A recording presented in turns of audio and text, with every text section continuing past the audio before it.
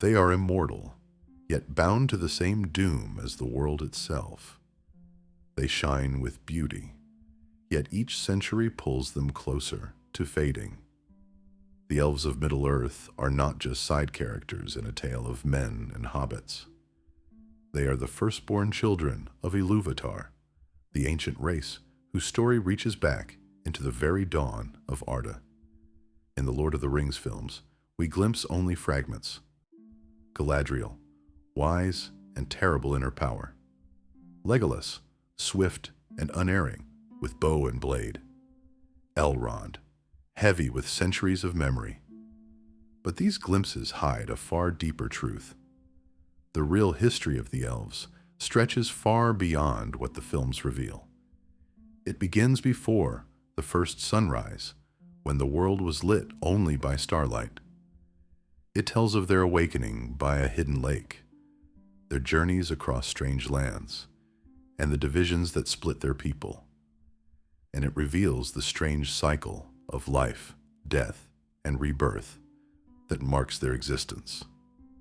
Tonight, we will uncover the secrets of the elves.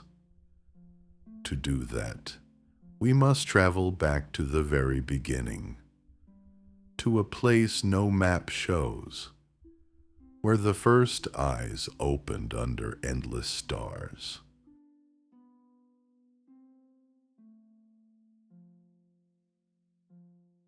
Long before the first sunrise, when Arda was still wrapped in twilight, the elves awoke. Their place of birth was Cuiviénen, the Water of Awakening, a hidden bay on the far eastern edge of the world. There, beneath an endless sky of stars, the first generation of elves opened their eyes. The reflection of the constellations shimmered on the still waters, and that vision became sacred to them. From that moment onward, elves would always love the stars above all other lights. They called themselves the Quendi, which means those who speak. Unlike the beasts that wandered the wild, they had voices. They sang under the starlight, and their songs echoed across the waters. Music was not just entertainment for them. It was a sign of who they were, beings of thought, memory, and spirit. Yet their earliest days were not free of shadow. For Melkor, the great rebel among the Valar, already knew of their coming. In secret, his servants crept close to Cuiviénen. Strange creatures watched from the edges of the woods, and whispers spread among the elves when some of their kin began to disappear.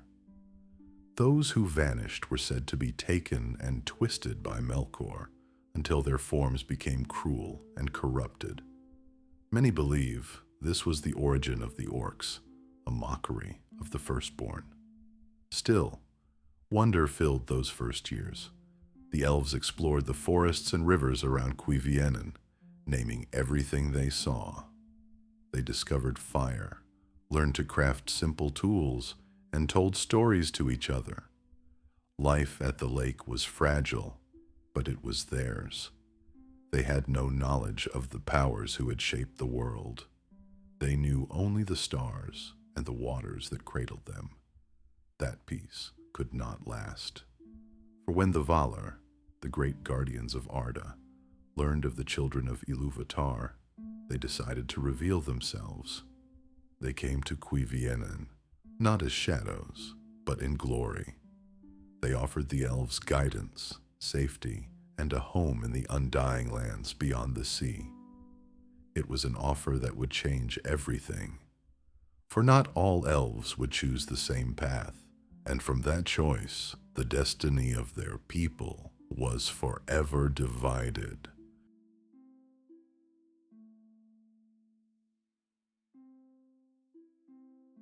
When the Valar first revealed themselves at Cuiviénen, the elves were struck with awe. To the firstborn, these mighty beings seemed like living embodiments of the stars themselves, radiant and powerful. The Valar spoke with them and offered a gift. Beyond the wide sea lay a land called Aman, filled with light and free from the shadows of Melkor. If the elves would follow them, they could dwell there in safety and learn wisdom without fear. Yet this offer was not without weight. To leave Cuiviénen meant abandoning the place of their birth, the lake and starlight that had shaped their very souls. Some were eager to follow, others were hesitant, and still others refused outright. From this choice came the first great division of the elves. Those who accepted the call became known as the Eldar, people of the stars. Among them were three great hosts. The Vanyar, fair-haired and closest to the Valar, were the most willing to depart. The Noldor, strong of mind and eager for knowledge, also agreed to go. The Teleri, the largest of the hosts, were slower to choose, torn between the beauty of Middle-earth and the promise of Aman. But not all the elves would depart. Many distrusted the Valar, or simply loved their starlit homeland, too much to abandon it. These became the Avari, the unwilling. They stayed behind in Middle-earth, far from the light of Aman, and their histories would remain shrouded in mystery. Even among those who set out, the journey was not simple. The great march westward stretched across wild lands filled with peril.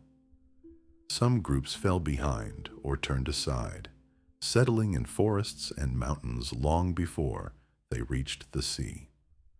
From these wanderers came many of the kindreds later known in the stories.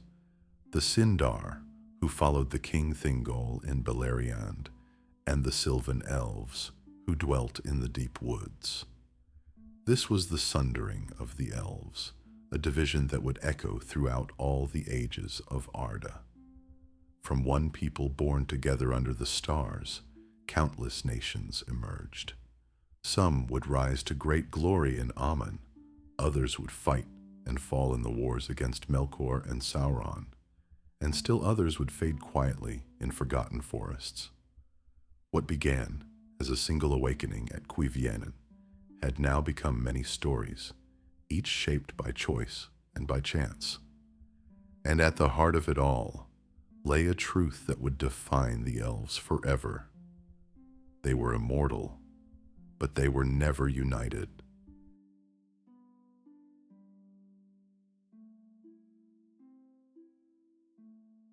To men, the elves seemed immortal, untouched by age or time. But their immortality was not the endless freedom it might appear to be. In truth, the life of an elf was bound to Arda itself. As long as the world endured, so too would the elves remain. Their fates were tied to the very heartbeat of creation. Elves did not die of sickness or grow old in the way of mortals. Their bodies remained strong, their minds sharp, and their beauty undimmed across centuries. Yet this gift carried a hidden cost. As ages passed, the weight of memory grew heavy upon them. Their spirits grew weary, and their bodies began to fade.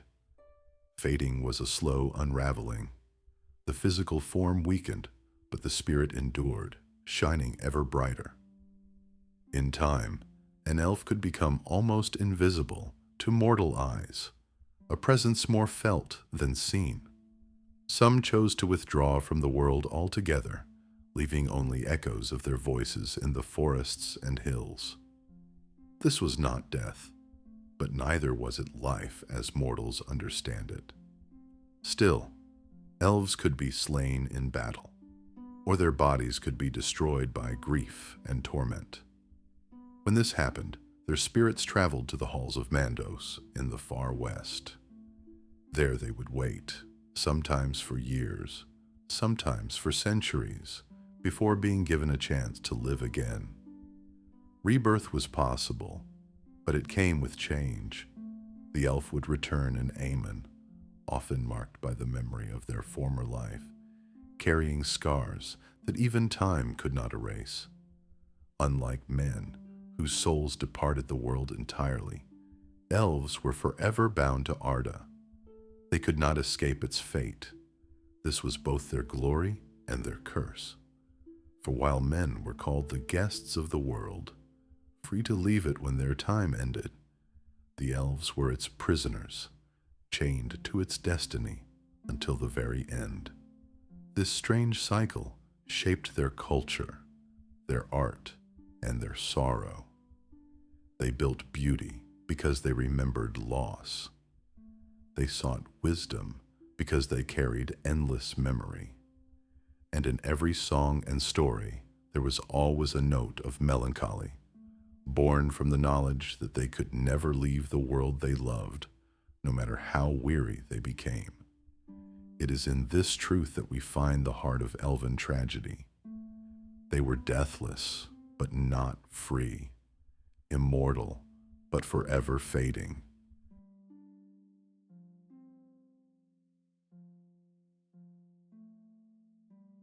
From the moment of their awakening, the elves stood at the center of Arda's story. In the First Age, their kingdoms shone with brilliance unmatched by any other race. The Vanyar lived close to the Valar and Aman, basking in the light of the two trees. The Noldor became master craftsmen, forging wonders beyond imagining. Among them was Fëanor, creator of the Silmarils, jewels that held the light of the trees themselves. But that light became a curse when Melkor, now known as Morgoth, stole the Silmarils. The Noldor swore a terrible oath to reclaim them. Their rebellion led them back to Middle-earth, where they waged a war that scarred the land and doomed many of their kin.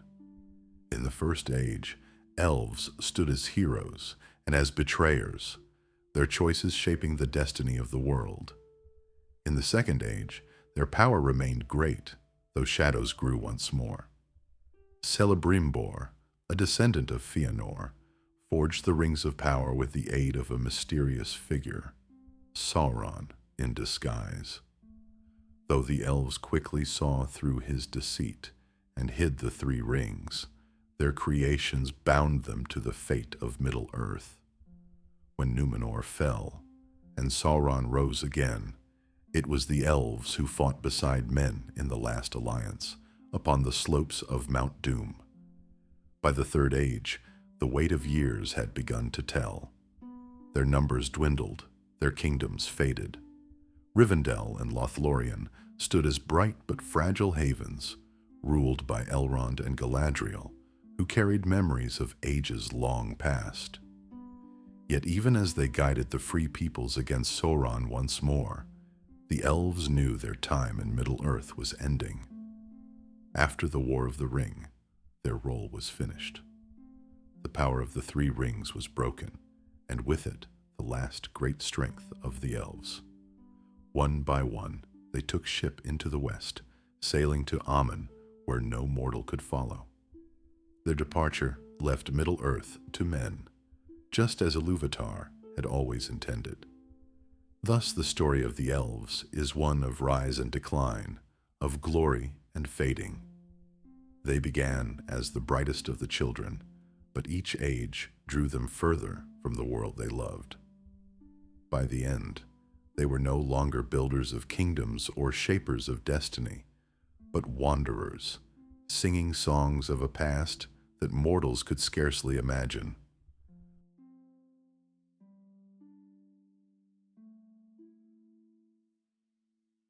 For most people, the image of elves comes from the Lord of the Rings films. Tall, graceful figures with piercing eyes and flawless movements. We see Legolas leaping onto moving horses, Galadriel speaking with a voice that seems to echo beyond the world, and Elrond guiding counsels with solemn wisdom. These portrayals capture a fragment of the truth, but they also leave much untold. In the films, elves appear as a noble but distant people, guardians of ancient lands. Yet Tolkien's writings reveal something deeper. The elves were not simply a background race, but the beating heart of Middle-earth's earliest ages. Without them, The wars against Morgoth could not have been fought. Without them, the Rings of Power could never have been made.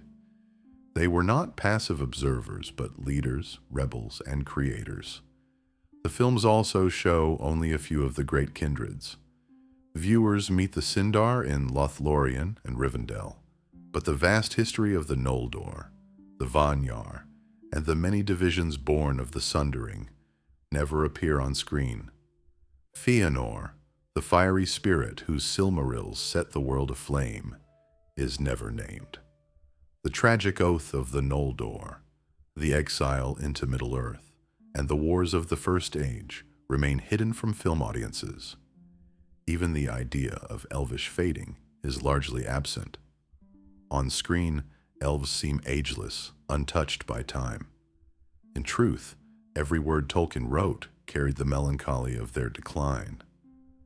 By the end of the Third Age, the elves were not rising to new glory, but quietly leaving. Their beauty was still present, but it was the beauty of twilight, not dawn. This difference matters. The films present elves as a mystery glimpsed from afar. Tolkien's legendarium shows them as a tragedy lived from within. To know the elves is not simply to admire their power, but to understand their sorrow, their divisions, and their endless yearning for the light they lost.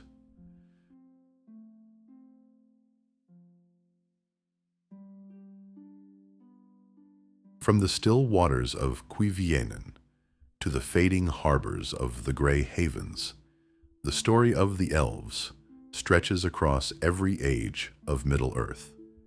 They were the firstborn, who opened their eyes beneath the stars, long before the world knew the sun. They divided themselves through choice and chance, some dwelling in the light of Amen, others remaining in the shadow of Middle-earth.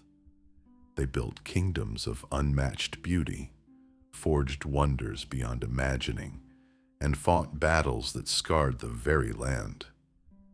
Yet through it all, one truth remained. The elves were bound to Arda. Their immortality did not free them from sorrow, but chained them to it. They could not escape the doom of the world. They could only endure it. And so, even in their greatest triumphs, there was always the shadow of decline.